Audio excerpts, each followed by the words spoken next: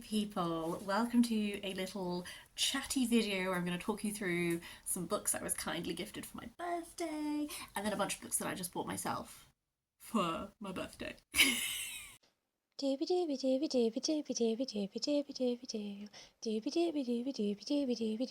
Sophie Vlogs. I'm just going to dive into it. We've got a lot of books to talk about. I'm not going to waffle too much.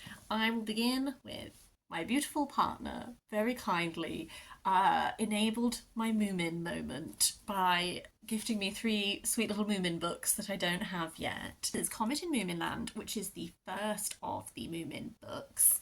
Moomin Valley in November, which I believe is one of the Moomin books where the Moomins aren't actually the main character.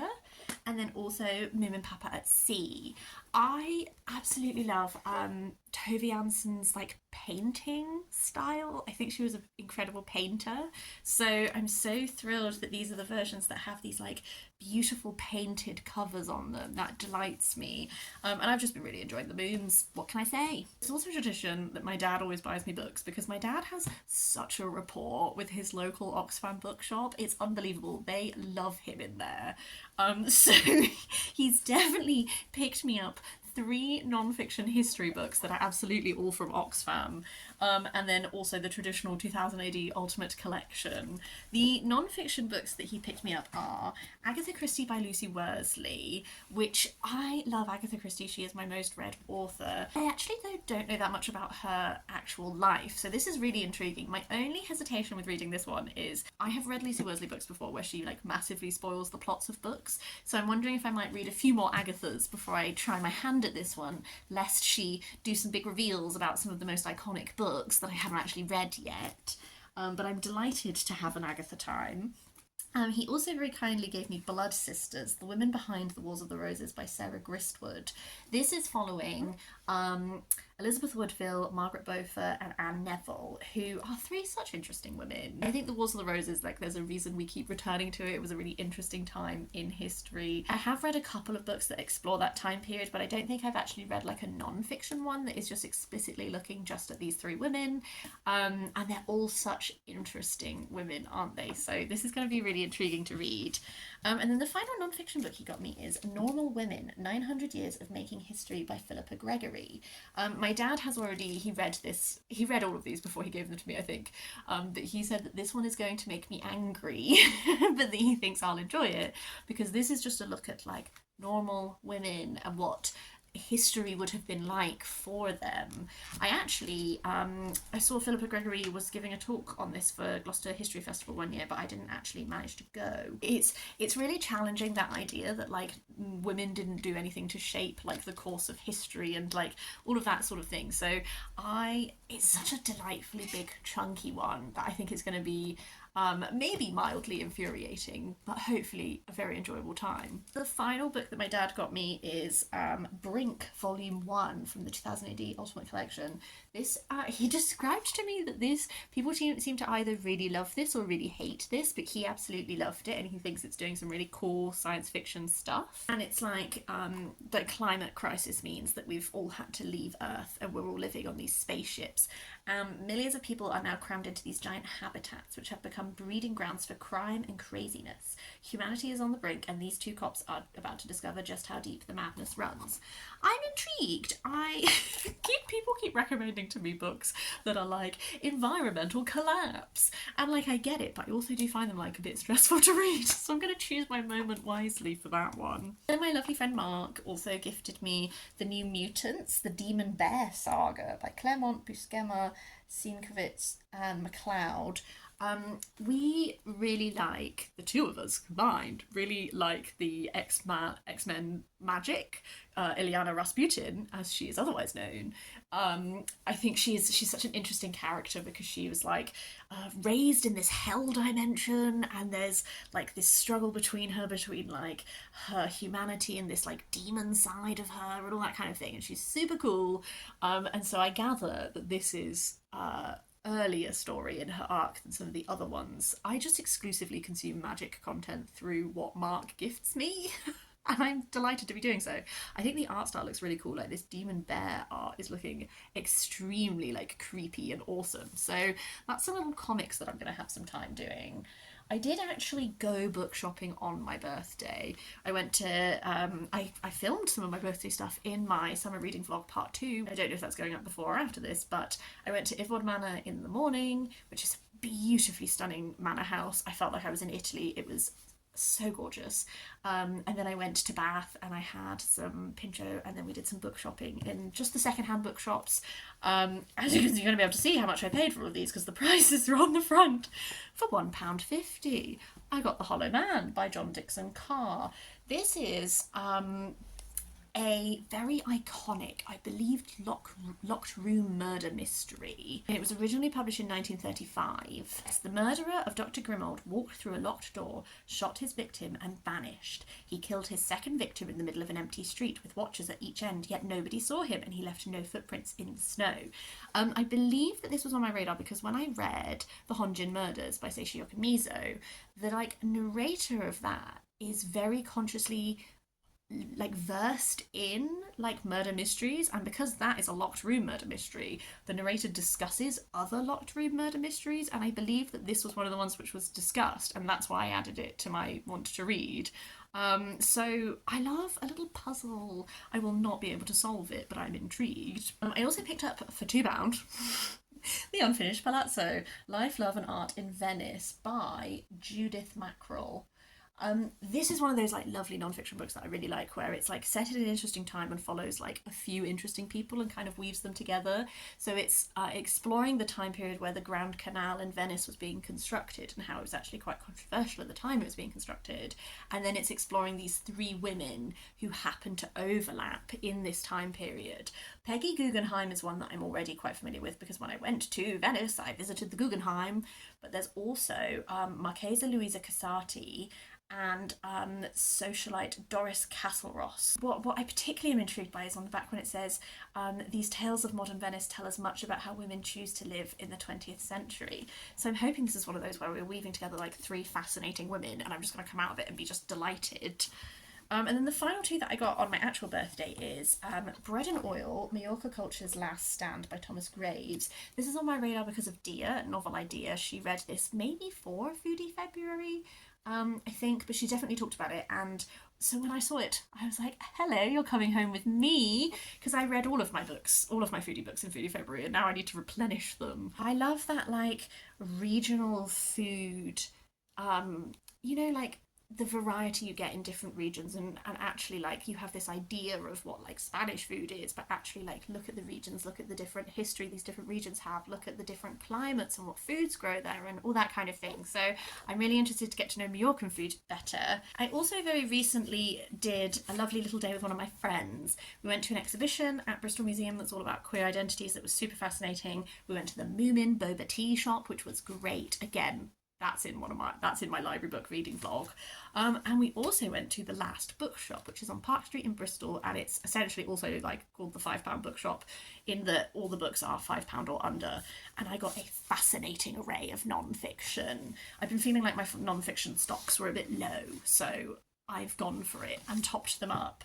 First up is The Green Ages, Medieval Innovations in Sustainability by Annette Kehnel. It's just exploring the ways that medieval people were not being sustainable in the same way that we are being sustainable now, where we're very conscious of our impact on the planet and needing to mitigate that, but just from the necessity of having a finite amount of things, the way that medieval societies reused things, recycled things, all that kind of thing. Do you know one of those books where you're just I didn't know that I wanted to read this book, but as soon as I saw it I was like, yes, I really do.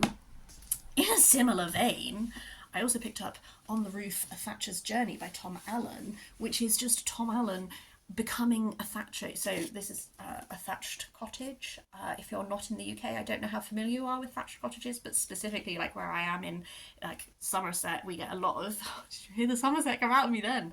But I'm quite familiar with thatched cottages. I think they are adorable and lovely, but also thatching as an art, because there are fewer thatched cottages than there used to be, is not as widely practiced.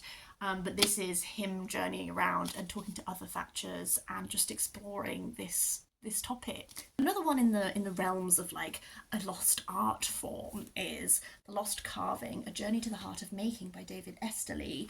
This is exploring Grinling Gibbons, who was a stone carver who did this amazing stone carving in Hampton Court, but there was like a fire that means that it was all destroyed. So this is Estley was hired to like restore this, and so I believe he's just like delving into the art of like stone carving and also like exploring this person from history. Again, a Sophie book to me is when it's about such a niche topic that you're like, I didn't even consider that I might want to learn about this topic, and yet now I'm fascinated and I do. The fourth book that I got there was already on my radar because of Sarah. I feel like I talk about Sarah in every video now. The influence some people have on my book buying is very strong. This is Writing on the Wall, Graffiti, Rebellion and the Making of 18th Century Britain by Madeleine Pelling. This is, as it says, it's all about graffiti in 18th century Britain. I think it sounds fascinating. It reminds me a little bit of, if I can get this down without throwing things everywhere, Uproar by Alice Loxton. This is about like satirical drawings, whereas this is about graffiti. But I don't know, they just feel evocative of each other, don't they? So yes, another niche topic that I'm super excited to learn about. On a different trip, earlier in June, I went to Cornwall because my partner was doing a Cornish language exam, very much entry level. He's been trying, because he can speak Welsh, trying to apply that to then learning some Cornish. So we did a little Cornish trip, and I ended up, I had a lot of time to kill while he was doing some examining. So I've ended up buying 3 books from charity shops. The first of them is An Artist of the Floating World by Kazuo Ishiguro, because as you know, I've been wanting to read more Ishiguro. This was one of the ones that actually, when I decided I wanted to read more Ishiguro, was already like one of the ones where I was like, that one sounds interesting. And it's set in 1948 when Japan is like restoring a lot of its buildings post World War. And we're following this artist who just sounds so interesting. Like, he's a painter, he fills his day attending to his gardens and his daughters and all of that, but his memories keep returning to the past. And that just sounds like a very Sophie interested book. And then I also picked up 2 Daphne du Maurier's. I was having a bit of a hankering for returning to some du Maurier because I realised, I was like, God, I say I love Daphne du Maurier, and I've only actually read like a handful of her books, and she wrote so many. So The Flight of the Falcon sounds very melodramatic, and I'm kind of here for it. It's like this guy who has like a very boring life, and then he accidentally becomes involved with the murder of this person. And by finding out more about this woman, it's also like over 500 years before, the sinister Duke Claudio, known as the Falcon, lived his twisted, brutal life preying on the people of Rafano. I don't know, man. I just was like, do you know what? Yeah, I will read some more Daphne. And then the other one was Daphne du Maurier, Gerald, a Portrait, which is like a portrait of her father's life. But if I'm remembering right, I think her and her father had like a weird relationship or something. I feel like there was something like a little bit maybe inappropriate about their relationship. I don't know, this might just be a standard biography of her dad, but I feel like I remember there being something about them. This book was actually just an impulsive gift from a friend of mine, which was delightful. This is There Are Rivers in the Sky by Elif Shafak. For context, my work, we do a book club, but we don't read the same book. We just once a month sit around and talk about what we are reading. And there was just like, one person was reading this book and then another person started reading it. And then when she was reading it, she was like, this feels like such a book that I would enjoy. And so then she saw this copy in a charity shop for, again, literally like £1. And so she gifted it to me. And I feel very honoured. Sounds really intriguing because it's got one of those, you know, those like multi-generational kind of vibes. We have like Victorian London, where someone is becoming an apprentice at a printing press. 2014 Turkey, when someone's baptism ceremony is like interrupted. And then 2018 in London, this broken-hearted person who's moving to a houseboat to escape the wreckage of her marriage. And then presumably these are all going to get woven together by water somehow. I've only read one Elif Shafak, and I cannot remember what it's called, but it is the one that is exploring the life of Rumi, and it's like a dual narrative where the one in the past is exploring the life of Rumi, and then the one in the future, not the future, is a romance. And I really liked the past narrative in that one, so I'm intrigued to try a second Elif Shafak. A lot of people that I work with love her work. Speaking of loving someone's work, there are a couple of books I bought myself 2 books as a birthday treat to myself, just because they are from authors that I want to explore further. So the first of those is The Summer Book by Tove Jansson. Obviously I've been having a big Moomin time, but I've been also intrigued to try some of Tove's writing for adults.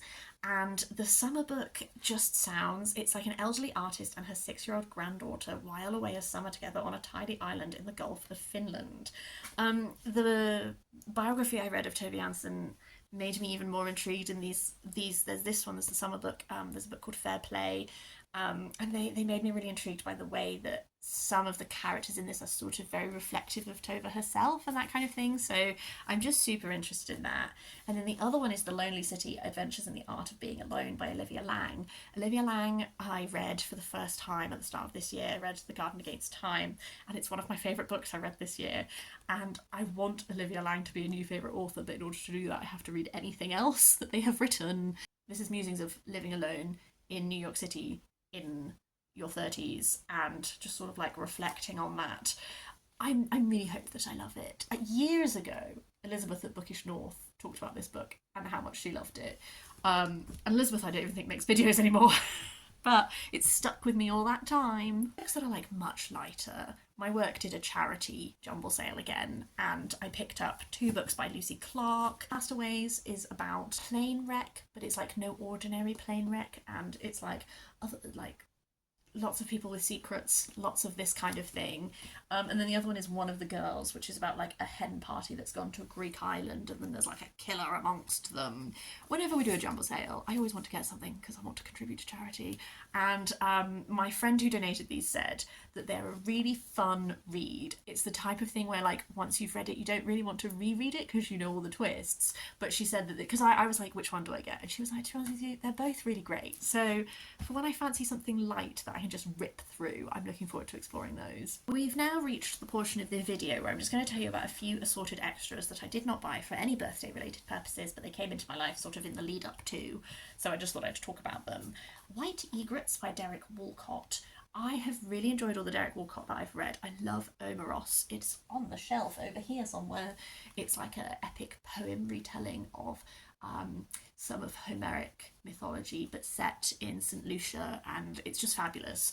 And so Derek Walcott is a poet that I would like to explore further. This one seems to be grappling with the colonial legacy in the Caribbean, Western artistic tradition, so this kind of thing. I need to do some more Derek Walcott. This next book was a recommendation. God, every time I do this, I forget to write down who recommended it, but you will know if you were watching it, and thank you in advance. I picked up The Sparrow by Mary Doria Russell. This was a recommendation on my science fiction book recommendations video, and it sounds so cool. So I was like, I saw it in a shop. I saw it in a charity shop, and I was just like, hello, you have to come home with me. I'm so excited that I stumbled upon it so quickly. Partner asked me what it was about, and I was like, oh, I got this is this sci-fi book I'd be really interested in reading. And he was like, oh, what's it about? And I was like, well, there's a Jesuit priest. And he was like, not where I thought you would begin. I believe it's like a Jesuit priest who goes on a journey to like a distant planet to like meet aliens, and it just sounds, that just already sounds so intriguing. I believe it's doing, you know what sci-fi does that I love, where it's like in the effort to go and connect with new life and different types of life, you end up exploring what it means to be human and all that kind of thing. I don't know, man, I just thought it sounded really intriguing, so when I saw it I was just like, yes. I also picked up I, Julian by Claire Gilbert. This is absolutely being earmarked for if I fancy doing Medieval Mystic May again next year. Yeah, £1.50. I saw this. We went to St Paul's Cathedral for the first time when I was in London because it was so hot. It was like such a heatwave day that we were like, where is the coldest place we could go? I know, a giant cathedral. And it was really cold, but it was also very, very expensive. It cost like 25 quid each to get in. So when I saw this book there, I thought to myself, whilst I would like to read this book, you ain't getting any more of my money. I've already given you £25. And then, thank goodness I didn't, because then £1.50 in a charity shop, literally like the week later. It was incredible. This is about Julian of Norwich. As an anchoress in medieval times, she wrote this book called Revelations of Divine Love. I read it when I did my Medieval Mystic May reading vlog. And this is like a fictionalised portrayal of her life. I have a feeling I'm probably going to want to do Medieval Mystic May again next year, so I would like to collect a few books that I could put aside for that. This is Brotherless Night by V.V. Ganesh Shananathan. This was nominated for the Women's Prize. You know, I love those videos where people just read the whole of the long list for a book prize. I really enjoy those. This was one where every time I watched a video where someone was doing that, this was one of the ones where I was like, ooh, I keep feeling like this one's really cool. I believe we're following a 16-year-old girl who wants to be a doctor, but then as violence sweeps through Sri Lanka, like this is challenged, and different family members experience different aspects of this war, all that kind of thing. Someone who I work with reads a lot of like the Women's Prize books and has read this one, so I thought if I read it we could have some fun conversations about it. Final two books, then I'll stop waffling. I picked up this massive beast. £1.50. This is why I end up with so many books, guys, is that it's like a quid. And then I'm like, yeah, okay, I'll take a chance on it. Actually, I think that I wanted to read this book a really long time ago. And I think every now and then I do a cull of my Goodreads to read shelf when it gets into crazy numbers. I'm like, Sophie, let's be serious about this. And I think I culled this at one point, but then I saw it and I was like, do you know what? £1.50, let's go for it. It's so big and floppy. The Curse of the Mist Wraith by Janny Wirtz, The Wars of Light and Shadows, Volume 1. This is following two brothers who are like locked in like a cursed enmity, and Arathon and Lysaea are like inescapably bound, and I don't know, man, like they're locked in this like massive conflict thing.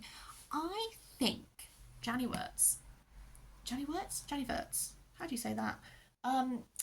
I think she's done something in one of these fantasy books that is like riffing off of like the Mabinogion or something, and I think that's why she was on my radar. I have been feeling very nostalgic recently for this type of fantasy that I would have absolutely devoured when I was a child. Like, I'm specifically thinking when I was a kid I was really obsessed with the like Witchfire series by James Clemens, which I cannot for the life of me remember if it's any good, but I was a bit disappointed that my library doesn't have it, because I was like, oh, I'd love to revisit that. So instead of revisiting what I've already read, I just stumbled upon this and thought, let's just do it with a new one. Let's just have a go and see. So some classic fantasy. I gather that this is a very big and long series, but it is quite iconic. The final book is Black Moses by Alan Mabanku, which is on my radar because of my Read the World project. I believe from memory this one is because of the People's Republic of Congo. We're following a guy who thinks he's Robin Hood. It's set in 1970. He becomes embroiled with like these petty thieves. I think it's quite like satirical. I think it's supposed to be quite funny while taking a look at like this time of political turmoil, but in this almost like farcical kind of way. That's the sense I got from when I was doing a little bit of research. I don't know, man, sometimes I research things and then I kind of forget a lot of the details, and then I'm in a secondhand bookshop and I see things and I'm like, there was a reason that you are in my brain, and then I just grab them and I run home with them, frolicking delightedly. That's everything. I'm sorry this was such a mammoth video. I would love, have you read any of these? Please do leave me a comment down below. I would really love to hear from you. Are there any that you would like to read? Would also be intrigued. I'm gonna have such a good time working my way through these. I'm so hyped and excited. But yeah, I hope you're having a really nice day, and I will see you next time for something different.